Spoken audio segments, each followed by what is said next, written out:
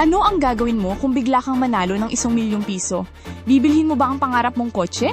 Iipunin mo ba? Si Mr. Beast? Malamang ipinamigay niya yan lahat. Sa halos 200 million subscribers, si Jimmy Donaldson o mas kilala bilang Mr. Beast ay hindi lang isang YouTuber. Siya ang hari ng YouTube. Pero paano nga ba ang isang ordinaryong teenager na naglalaro lang ng Minecraft dati, naging isang global phenomenon na nagpapamigay ng milyon-milyon dolyar? Tara, alamin natin. Bago natin pag-usapan ng MGA helicopter at malalaking cash giveaways, balikan muna natin ang simula. Ito ay taong 2012 at isang 13 years old na si Jimmy Donaldson ang gumagawa ng MGA video sa YouTube.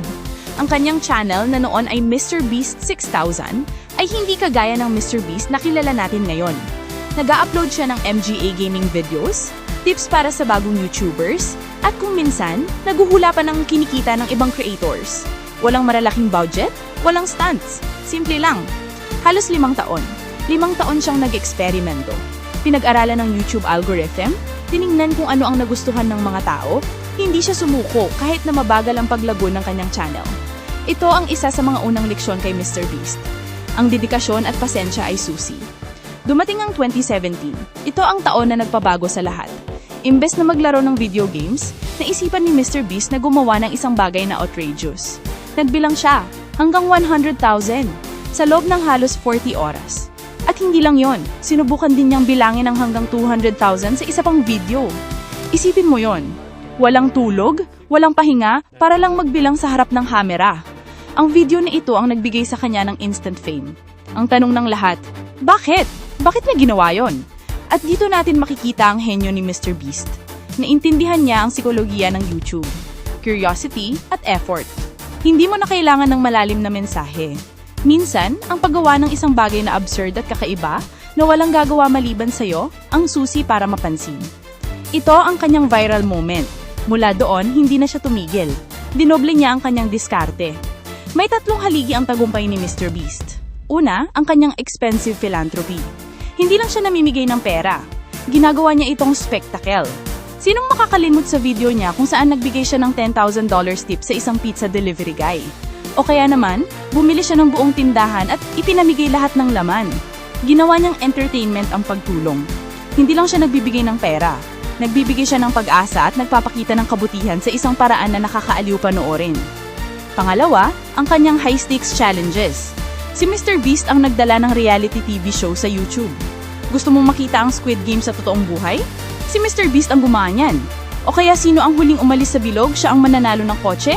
Si Mr. Beast na naman! Ang bawat video ay parang pelikula. May tensyon, may excitement, at mayroong malaking premyo sa dulo. At ito ang pinakamahalaga, ang reinvestment. Ang sikreto ni Mr. Beast? Halos lahat ng perang kinikita niya, ibinabalik niya sa kanyang susunod na video. Kung kumita siya ng $1,000,000, malamang gagastos siya ng 1.5 milyon sa susunod na project niya. Bakit?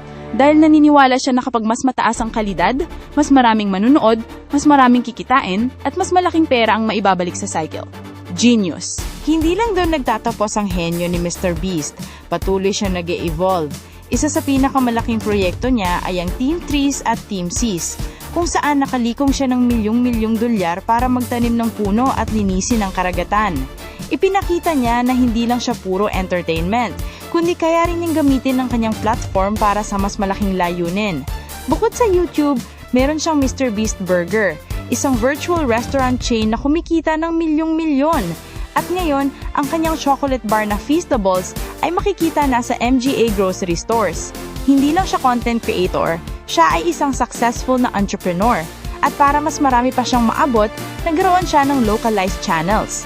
Mayroon siyang Spanish, French, Russian, at kahit Hindi version ng kanyang channel.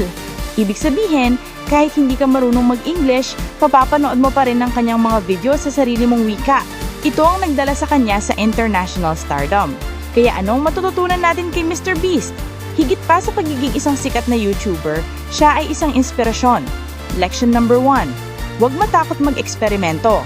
Matagal siyang naghanap ng kanyang niche at hindi siya natakot sumubok ng mga bagong idea. Lection number 2. Magbigay higit sa inaasahan. Sa bawat video, laging may wow factor. Palagi siyang nag-iisip kung paano niya madadaigan ng kanyang sarili. Lection number 3. Consistency at passion.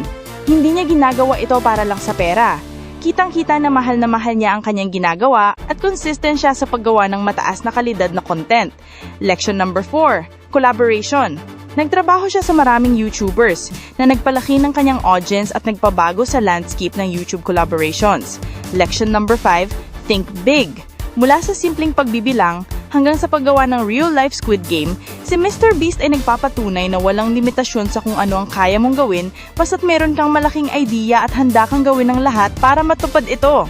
Kaya ayan, mula sa isang simpleng gamer, naging pinakamalaking content creator sa buong mundo na nagpapakita na ang kabutihan at absurdity ay pwedeng magkasama sa isang napakalaking platform. Gusto kong marinig ang inyong opinyon. Ano ang paborito mong Mr. Beast video? At ano ang pinakamalaking lecture na nakuha mo sa kanya? I-comment mo yan sa baba. At kung nag-enjoy ka sa video na ito, huwag kalimutang i-like, i-share, at mag-subscribe para sa mas marami pang interesting videos. Maraming salamat sa panonood. Hanggang sa susunod!